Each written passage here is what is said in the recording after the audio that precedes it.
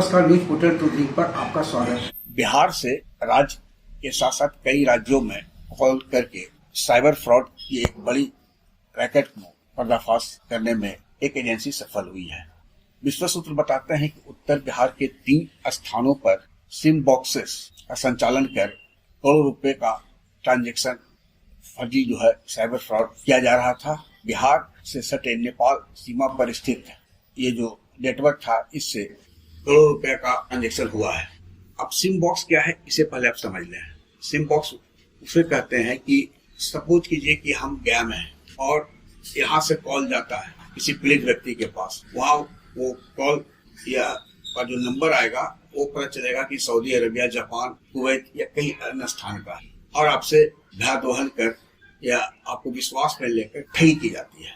और यह नेटवर्क इतना तगड़ा होता है कि कई राज्यों की पुलिस बिहार आ चुकी है, लौट चुकी है, लेकिन पता नहीं चल रहा था। सूत्र हमारा है जो विश्व सूत्र बताते हैं कि उत्तर बिहार के 2 जिलों में 3 स्थानों पर यह सिम बॉक्स संचालित था। जो एक नेपाल बॉर्डर के पास स्थित जो सिम बॉक्स है सेंटर, उसके द्वारा विदेशी नंबर दर्शाते हुए कई फ्रॉड कॉल किया गया था। करीब 1 दर्जन से अधिक ऐसे साइबर फ्रॉड का मामला बिहार में भी आर्थिक अपराध इकाई में दर्ज हो चुका था साइबर फ्रॉड का।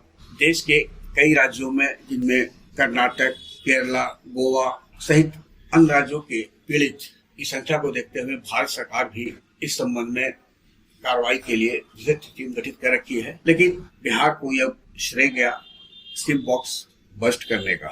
वैसे इस संबंध में अभी तक बिहार पुलिस की ओर से कोई पुष्टि नहीं हुई है, लेकिन जो सूत्र बताते हैं वह संभवतः या तो साइबर सेल हो, आर्थिक अपराध इकाई हो, या कोई और एजेंसी है, लेकिन सफलता मिल चुकी है। और उसका मुख्य सरगना भी संभवतः जांच एजेंसी के शिकंजे में आ चुका है या रडार पर है, जो जल्द ही एजेंसी की हिरासत में आ जाएगा। अभी तक जो लिंक स्थापित हुआ है, जो सिम बॉक्स का बिहार से जुड़ा हुआ है, वह बंगलोर, कर्नाटक, बंगाल में भी इनके एजेंट थे, जहां से यह हो रहा था। और बिहार की जांच एजेंसी लगभग 1-1.5 महीने से इस सिम बॉक्स रैकेट के पीछे लगी हुई थी। सातिर जो अपराधी हैं उन्हें अपने रडार पर ले रखा था। उम्मीद की जा रही है कि 1-2 दिनों के अंदर, जब तक पूरा नेटवर्क के जड़ तक एजेंसी पहुंचती जाती है, संभवतः खुलासा नहीं हो पाएगा। लेकिन तय है कि बिहार का जो सिम बॉक्स था, उसके जड़ तक राज्य की एजेंसी पहुंचने में सफल हो चुकी है, जिसके कारण अब तक कई करोड़ रुपए का ठगी